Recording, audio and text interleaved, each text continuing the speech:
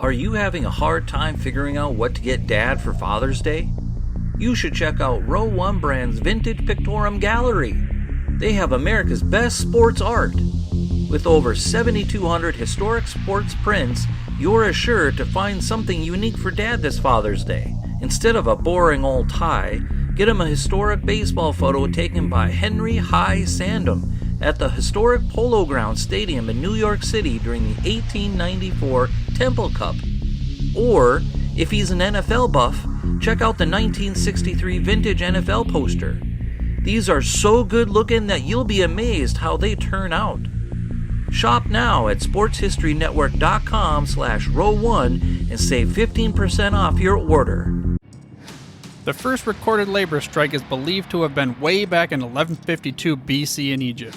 Workers completing the tomb for Pharaoh Ramses III were not receiving their standard food rations. Now this was not cool, so they turned to a strike to solve their problems, as have many workers throughout labor history. The NFL is no different, and the 1980s brought the most significant strikes between the players and owners. This also led to what was called the Scab season. Welcome to the Football History Dude podcast, where each episode is a journey back in time to learn about the rich history of the NFL. Your host is Arnie Chapman. Football is his passion, and he wants you to come along with him to explore the yesteryear of the gridiron. So hop on board his DeLorean and let's get this baby up to 88 miles per hour. Great Scott! This time as we step off our DeLorean, the date is October 15th, 1987, and we're in any NFL city in America.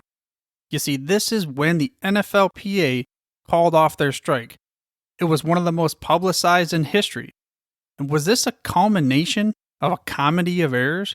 Or was it the beginning of the light at the end of the tunnel? Now we have to go backwards to figure it out. Did it really work? Well, we'll see, because this is part 3 of a 4-part series covering the NFLPA and the fight for player rights. Now back in first episode, we talked about Bill Radovich, the guy known as the father of sports labor action. He didn't start the NFLPA, but he sure did help that ball get a-rolling, because he gave players hope after the victory that he had over there in the Supreme Court against the NFL for winning an antitrust suit. This would lead into the 1956 foundation of the NFLPA. Then in last episode, we covered the 60s and the 70s, the AFL and NFL merge. There was many small victories, culminating in what would be known as John Mackey versus the NFL.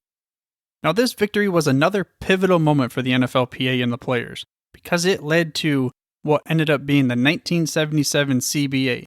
Albeit, the owners still had the upper hand, but it was what the players thought in the right direction. And this leads us to this week's topic, the 1980s, possibly the darkest era in the NFL, because there were so many things going on as far as strikes and player strife with the owners, and let's just get into it so we can figure out what happened. So after the 1977 CBA, like I said, there were not really as many strides as they would have hoped for, but they thought they were in the right direction. However, at the time, the owners, they would share amongst themselves basically equal revenue from the TV and the gate receipts. So they would still fill the stadiums, meaning that paying the players more really didn't mean anything other than their profits are going to go down, because the monies coming in are the same, but the monies going out would have been greater. So this time, we have Mr. Ed Garvey at the helm of the NFLPA. He was a Washington-based lawyer, which is a theme that we're going to find out throughout a lot of the NFLPA executives. So for the 1982 CBA, he said, we are going to propose something that is going to help the players from a monetary standpoint. We are going to propose what they call the gross proposal. He wants the players to have 55% of the club's league-wide revenue to be divided amongst the players. And what they had was some kind of simple, maybe not simple formula, but a way to divide it amongst the players was this way. You're going to factor in your years of service in the league, your amount of playing time, your individual and team performance. So basically, this is a pay-for-performance plan. Not how high you were drafted. It's all about what you do on the field, not what you did before you got in the league. Now, it seems like a good theory at the top of the water, but what's going on underneath? However, this is what the NFLPA site said about this gross proposal plan that they had, and it went as such. The owners summarily rejected the percentage of gross proposal in early 1982, saying they didn't want players as business partners.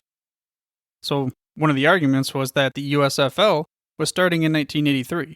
An owner said individual contract bargaining had to happen because otherwise we're going to not be able to prevent the USFL from cherry-picking players from the NFL, because if they go to this individually based contract bargaining, then they're going to just offer our top dogs as much money as they can, and then they'll filter out the rest with some of the other guys, but they will still be able to have the hot ticket players on their teams. If we go this route, that's not going to work. That's what the owner said. And in last week's episode, I talked about how the NFLPA thought the AFL would give more bargaining power to the players, but that wasn't necessarily the case. Now, you can find this link to that episode in the show notes, which, by the way, you can get to the show notes through your podcast player, or you can head to thefootballhistorydude.com. Also, I ask that you subscribe for free to this show by mashing that little subscribe button on your podcast player of choice. That way you get the hottest, freshest off the press episodes each and every week. But back to 1982. With collective bargaining going nowhere, the NFLPA Board of Representatives would vote to call a strike beginning after the second week of the regular season play of the regular seasons in 1982. And the quote from the NFL Films video labeled NFL 82 went as such. All NFL training facilities will be struck. There will be no practices, workouts, or training. We are united in our resolve to be treated and dealt with fairly and with dignity. So, September 20th, players would go on strike. This is the day. However, there was a Monday night game that ended after midnight, so technically I guess it's like the 21st, because they said they were going to go on strike officially after the last game of the second week. Now, Garvey officially instructed the players to strike after this Monday night game, which happened to be between the New York Giants and the Green Bay Packers. So he's all like, after this game, shut her down, boys. Just shut her down. The owners, they responded though. They shut down operations themselves entirely on September 21st. So they basically, September 21st of 1982, they locked the players out. It's one of those things where how long can you really hold out there, players not getting a paycheck? But also at the same time, how long are owners willing to pay for these stadiums? You got those fixed costs you got to deal with to have empty seats. The standoff is on. The work stoppage and the shutdown would last NFL for 57 days. It had to be like hell on earth for the fans because this standoff between the owners and the players, but the fans are the ones that are getting hurt. They were even divided, both sides. Some prominent players, they weren't even sold on the strike. Now here's a quote from one of the New York Giants defensive ends. He was on board with it. He said, "In 1982, there were some bitter feelings on both sides. We hadn't seen the owners' books, and when we finally were able to see them, we were upset at the percentage of revenue we were receiving. It wasn't fair. Guys were willing to sit out the whole season. We weren't making any money. We were called professional ball players, but we weren't being paid like professional ball players. There was no severance. We didn't have a good pension. Overall benefits were not good." However, on the other side of the thing, you had players, some prominent players, that were against this strike. Danny White of the Cowboys, he was one of these players that questioned the NFLPA's intentions. During this whole strike season, he spent some time with general manager Tex Schramm of the Cowboys. And Randy White, also of the Cowboys, he had a quote that he told the Dallas Morning News of the situation, and it went as such. "The longer the strike went on, the more I felt this wasn't the player strike, but Ed Garvey's strike. All we did was waste 8 weeks of football." So, you've got both sides. And it had to be high tension. 8 weeks of no play, but 57 days without having NFL action? Like I said, the fans, they're the ones that suffer the most probably out of this. Well, not really, because you got the players are not making their money, and you got the owners. But at the same time, everybody involved. And this had the potential to lead towards shutting the NFL down for good. What happened if they would have really just locked the door, sold the stadiums, some soccer team rolls in or some crap like that, just, anything else. But thankfully, that's not what happened. They would come to an agreement, but there were two things that they had to agree on for the ultimate settlement. The first Now, it appeared likely that the season would be canceled if regular season's games didn't resume in early November. So, there was a ticking time bomb, I guess, an end of the light tunnel that says if we don't get it by then, well, then it just is going to be shut down. Now, the second was that the owners committed to increased salary and benefit packages, worth up to at least $1.28 billion between the 1983 and 1987 seasons. So there we go. The players did accept, but some teams, they held out a little bit longer. The ones that were named were the Chicago Bears, New England Patriots, and Detroit Lions. These players, they refused to return to practice until the owners actually signed off on the complete agreement. Hey, who can blame them? The owners have shown throughout the past 2 episodes to be shady. Not saying that owners are all shady, but there was a track record there of making promises and then kind of falling back on them. But then officially, coming back to December 5th of 1982, the CBA was signed. The owners would end up paying $60 million in what they called, quotes, money now benefits to cover the lost wages that were during the strike. We're back on, we're going to play some ball. But some of the other benefits that were gained included severance pay, minimum salaries were increased, and there were quite a few medical-related benefits that were into the stipulation of this new CBA agreement. And another thing that the owners agreed to was an agent certification system. This meant that the negotiation for veteran contracts had to be handled through agents that were certified by the NFLPA. And another turning point would come in 1983. June of 1983, Gene Upshaw would be named the executive director of the NFLPA. And we could have a whole episode dedicated on his career. Not just with the NFLPA, but a Hall of Famer. So there's just a lot of things we could deal with.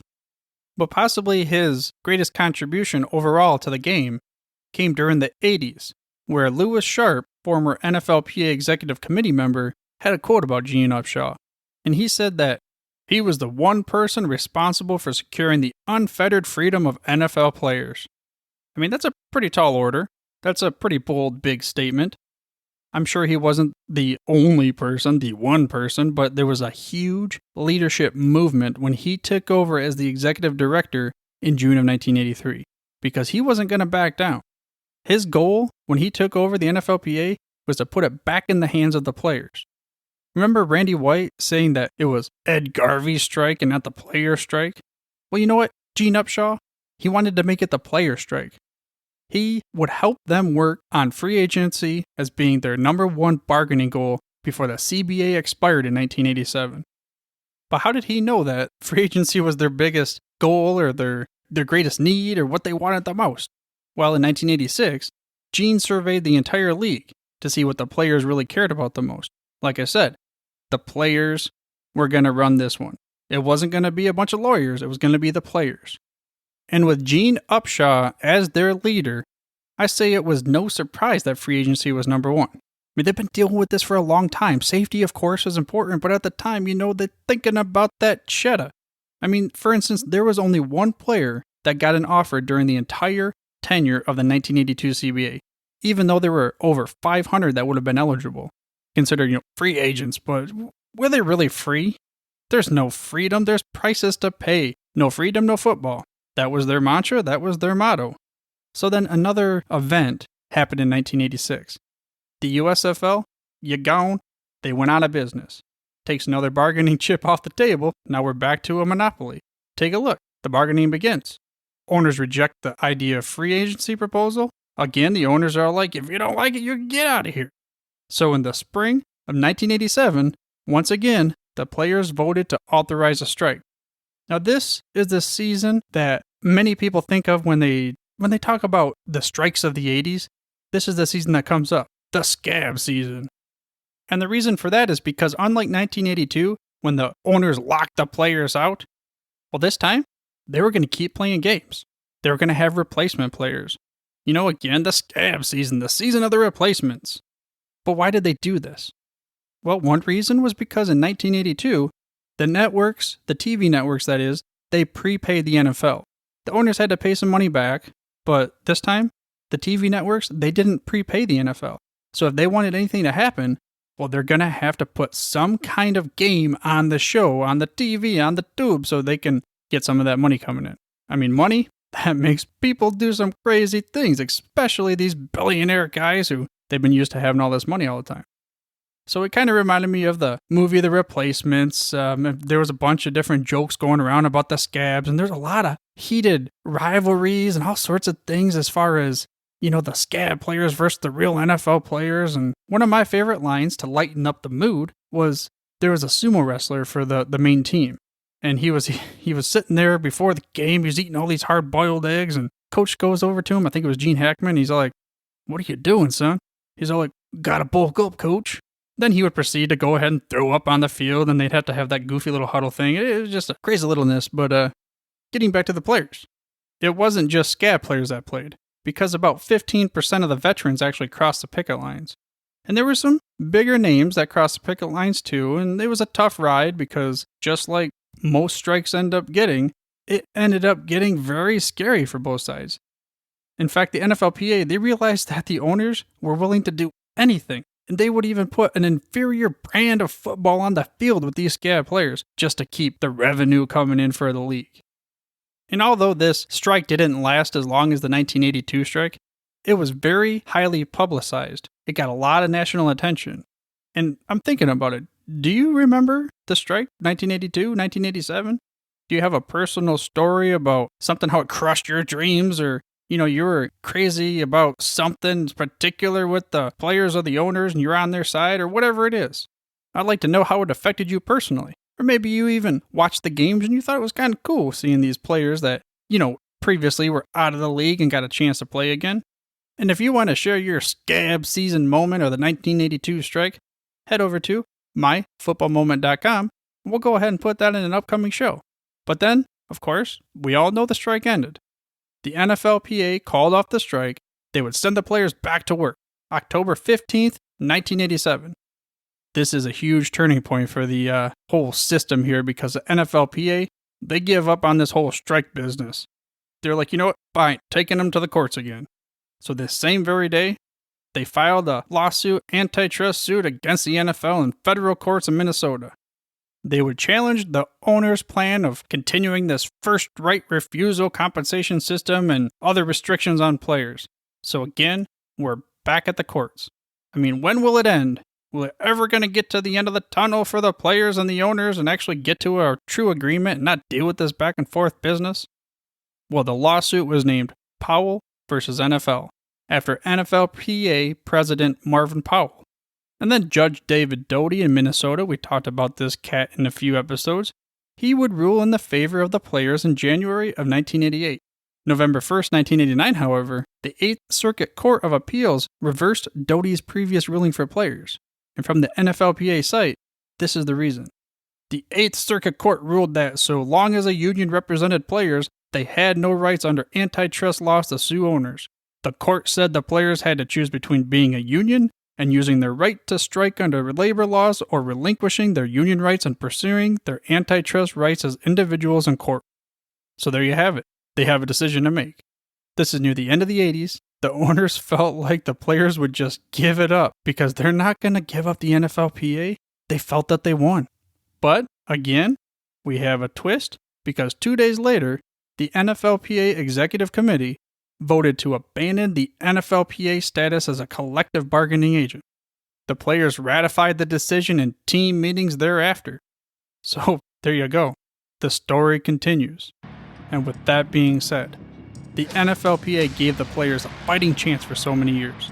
However, now they had this tough decision and path to forge without the NFLPA by their side as a union. On December 5th, 1989, player reps met in Dallas to finalize the decision to decertify as a union. At the time, this was the death of the NFLPA, or at least as we knew it. But just like the phoenix out of the ashes, the NFLPA would rise again. I hope you enjoyed this week's episode of the Football History Dude and were able to gain some knowledge nuggets of possibly the darkest decade in NFL history. Next week is the last of a 4-part series covering the history of the NFLPA, so be sure to come back to hear the story of the NFLPA Phoenix rising from the ashes to take the fight back for the players. But for now, dudes, I'm through if you're through. Thank you for listening to this episode of the Football History Dude. To make sure you're the first to get the next episode, please subscribe on your podcast player of choice and head on over to thefootballhistorydude.com for the show notes and more information on the history of the NFL. And remember, dudes, where we're going, we don't need roads. We here at the Sports History Network proudly partner with 26 podcasts, all revolving around the history of sports. But did you know that many of our hosts were sports history authors way before they started their shows? It's true. We've got Joe Ziemba, host of When Football Was Football, Joe Zagurski, host of Pro Football in the 1970s, Mark Morthier, host of Yesterday's Sports, Tommy Phillips, host of Lombardi Memories, and Scott Adamson, co-host of From the 55-Yard Line. All these authors have many books for you to choose from. To check them out, go to our website at sportshistorynetwork.com/sportshistorybooks. Pick up your copy today. Soundtrack provided by Kevin MacLeod of filmmusic.io.